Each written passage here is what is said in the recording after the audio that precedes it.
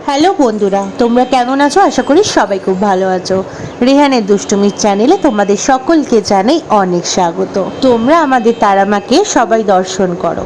আর মা যে শাড়িটা পরে আছে, মাকে কীরকম লাগছে সেটা কিন্তু অবশ্যই জানিও, কারণ আজ আমরা যাব শ্যামসুন্দরী মায়ের কাছে। তাই জন্য তারা মার জন্য একটা শাড়ি কিনেছি, আর সেইটা মা পরে আছে।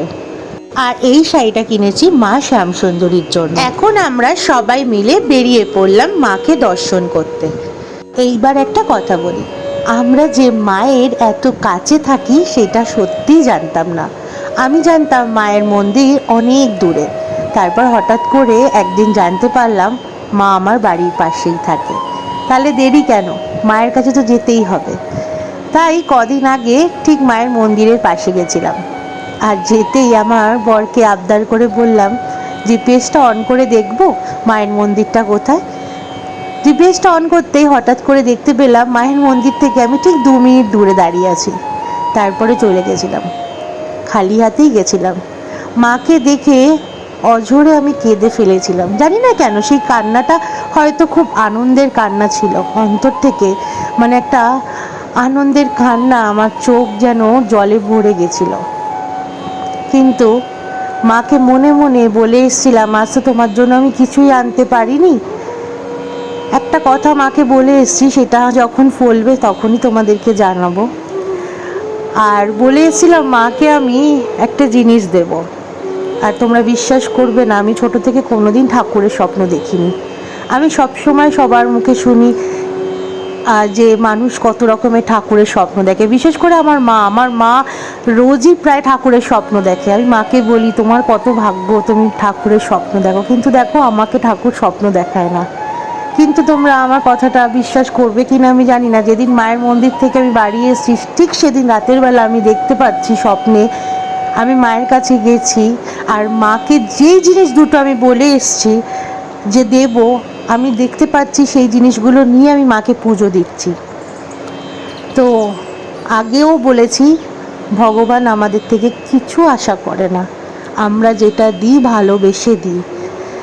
কিন্তু মা আমাকে স্বপ্নে দেখিয়েছে, মাকে তো অবশ্যই দেব। কিন্তু আর একটা কথা, আমি ইউটিউবে দেখলাম একজন ঠাকুরমশাই বলছেন, এটা অনেকদিন আগের ভিডিও হতে পারে, আমার একদমই অজানা, কিন্তু দেখে আমার হঠাৎ করে মনে খুব কষ্ট হলো। মায়ের জন্য যখন শাড়িটা নিয়ে এসেছি, ঠিক রাতের বেলায় ভিডিওটা আমি দেখলাম, মা নাকি নকল জিনিস পরে না, মা নকল গয়না পরে না, নকল শাড়ি পরে না। আমি তো মায়ের জন্য অরিজিনাল বেনারসি কিনে আনিনি, আমি যে বেনারসিগুলো এখন দোকানে বিক্রি হয় সেটাই কিনে এনেছিলাম। তাই আমি ভিডিওটা চলাকালীন মাকে চোখ বন্ধ করে বললাম যে মা, আমি তো জানতাম না, কিন্তু আমি তোমাকে ভালোবেসে দিচ্ছি, তুমি কিন্তু গ্রহণ করো। তারপরে যেটা হলো সেটা তোমাদেরকে বলছি। তার আগে তোমাদেরকে একটু অ্যাড্রেসটা দেখিয়ে দিই, তাহলে তোমাদেরও যেতে সুবিধা হবে মায়ের কাছে। আমি যাদবপুর সন্তোষপুরে থাকি, তাই জোড়া ব্রিজ থেকে বাদিকে একটা রাস্তা চলে যাচ্ছে, সেটা হচ্ছে কিশোর ভারতী ক্রীড়াঙ্গন। সেই রাস্তা থেকে সোজা চলে গেলে আমরা উঠবো বাইপাস। তারপরে বাইপাস থেকে তোমরা সোজা যাবে। আমি কিশোর ভারতী ক্রীড়াঙ্গনের পাশ থেকে ডান দিকে যে রাস্তাটা চলে যাচ্ছে মানে বাইপাসে, সেখান থেকে চলে আসলাম একদম মুকুন্দপুর মোড়ে। মুকুন্দপুর থেকে তোমরা বাদিকে যাবে, যেখানে 1A বাস স্ট্যান্ড আছে। আর এখানে তোমরা দেখতে পাচ্ছ একটা কমপ্লেক্স আছে, কমপ্লেক্সটার নাম হচ্ছে অভিদীপ্তা।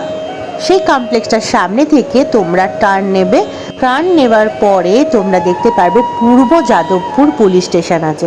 ঠিক পুলিশ স্টেশনের সামনে থেকে যে কমপ্লেক্সটা তোমাদেরকে দেখালাম, ঠিক তার উল্টো দিকে যে গলিটা ঢুকে যাচ্ছে, সেই গলিটা থেকে সোজা যাবে, গিয়ে বাদিকে ঢুকলেই তোমরা দেখতে পারবে মায়ের বাড়ি। আর মায়ের বাড়ির সামনে কিন্তু 3খানা দোকান ছিল, সেখানে সমস্ত কিছুই পাওয়া যাচ্ছিল। আর এই শ্যামসুন্দরী মায়ের হচ্ছে আসল প্রসাদ চাল আর কলা, সেটা তোমাদেরকে বাড়ি থেকে না আনলেও চলবে, এখানে সব পাওয়া যাচ্ছে। তোমরা যদি মাকে মিষ্টি দিয়ে পুজো দিতে চাও সেটা তোমরা নিয়ে আসতে পারো, যদি মাকে শাড়ি দিতে চাও সেটাও নিয়ে আসতে পারো। আমরা সমস্ত কিছু এখান থেকে কিনে নিলাম। আর হ্যাঁ, আমরা কে কে গেছিলাম, আমার 3 কাকিমা, আমি, কুটুস আর কুটুসের পাপা গেছিল। আর আমরা কিন্তু খুব ভালো দর্শনও করেছি, তোমরা সবটাই দেখতে পারবে। আর তোমরা দেরি না করে মায়ের কাছে একবার ছুটতে চলে আসো। আর মায়ের কাছে যখন গেছিলাম আমি ভেতরে, তখন দেখতে পেলাম আমার চারিপাশে ছোট্ট ছোট্ট দুটো তিনটে মেয়ে, আর তারা ভীষণ কথা বলছিল, সেটা তোমরা দেখতেই পারবে। আর মাও কিন্তু ছোট্টই, কেন জানো, মাকে সবাই এখানে পুতুল দিয়ে, চকলেট দিয়ে, ফ্রুটি মাজা এসব দিয়ে পুজো দেয়, আর মা কিন্তু সেগুলো সমস্ত কিছু গ্রহণ করে।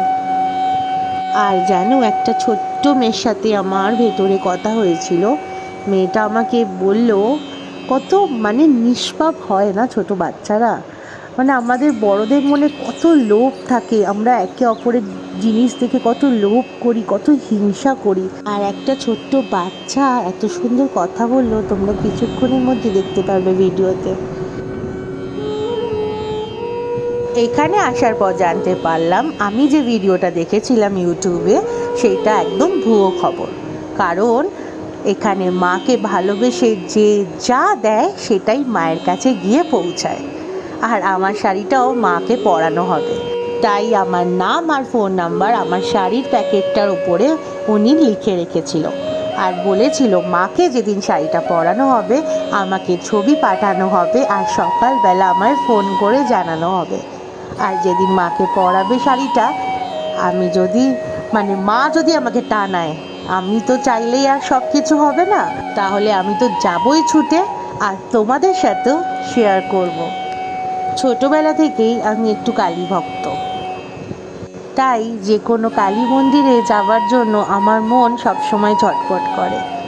আর মায়ের কি রূপের মহিমা, তোমরা বিশ্বাস করো বন্ধুরা, মাকে যখন তোমরা সামনে থেকে দাঁড়িয়ে দুহাত জোর করে মাকে কিছু বলবে, তোমার চোখ দুটো জলে ভিজে যাবে যদি তুমি মাকে অন্তর থেকে ডাকো। মানে মায়ের চোখ দুটো যেন কথা বলছিল, আমি তো এক দৃষ্টিতে মায়ের চোখের দিকে তাকিয়েছিলাম। আমি ভিডিও করছিলাম ঠিক কথা, হাতে ক্যামেরাটা মানে ফোনটা হাতের মধ্যে ছিল ঠিক কথা, কিন্তু আমি মানে দেখিনি আমার ফোনে ক্যামেরাতে মায়ের কী রকম ভিডিও আমি তুলতে পেরেছি বা কিছু। আমি শুধু মায়ের দুটো চোখের দিকে তাকিয়েছিলাম আর শুধু কাঁদছিলাম। আর এত ভিড় হয়েছিল, আমরা তো রবিবার দিন গেছিলাম, এত ভিড় হয়েছিল, আমি শুধু মাকে বলছিলাম, আমি একটু কি তোমার সামনে যেতে পারবো না, আমি কি একটু তোমার সামনে যেতে পারবো না, এই বলতে বলতে আমি একদম মায়ের সামনেই চলে গেছিলাম। আর বলে না, বাচ্চাদের মধ্যে ভগবান বাস করে।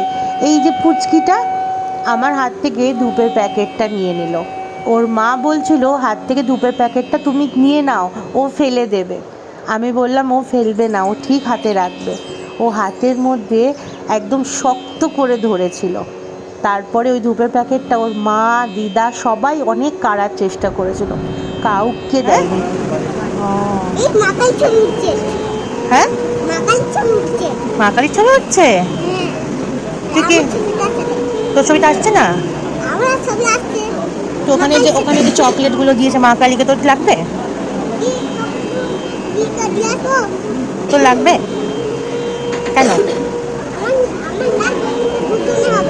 দুজনে নেবে, দুজনে মিলে? ও, আর পুতুলটা যখন মা কালী বড় হয়ে যাবে? ও, আর তোর নাম কি? ভুলে গেছি, কি নাম, কি ভুলে গেলাম নামটা। ও, দুবার ভুলে, তোর ফটো তুলছি তো, ভালো লাগছে, মাকে দেখতে ভালো লাগছে।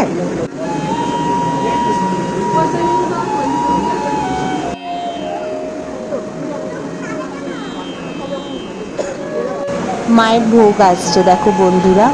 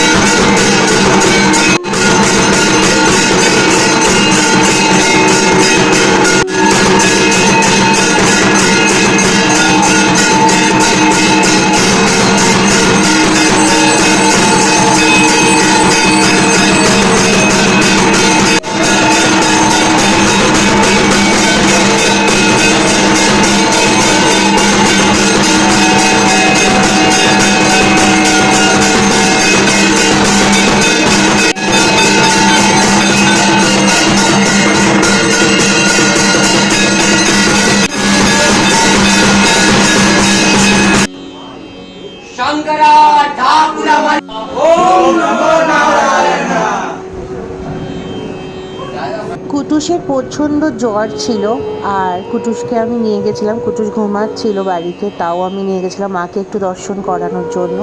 আর ও মাকে প্রণাম করে মাকে মা বলে ডেকে এসে এখন ওর বাবার সাথে গাড়িতে ঘুমাচ্ছিল। তাই ওকে আর ডিস্টার্ব করিনি, ও ঘুমাচ্ছিল আর আমরা ভেতরে সবাই ছিলাম। আজকের মতো ভিডিওটা এই পর্যন্তই। দেখা হবে কালকে একটা নতুন ভিডিওর সাথে। সবাই খুব ভালো থেকো।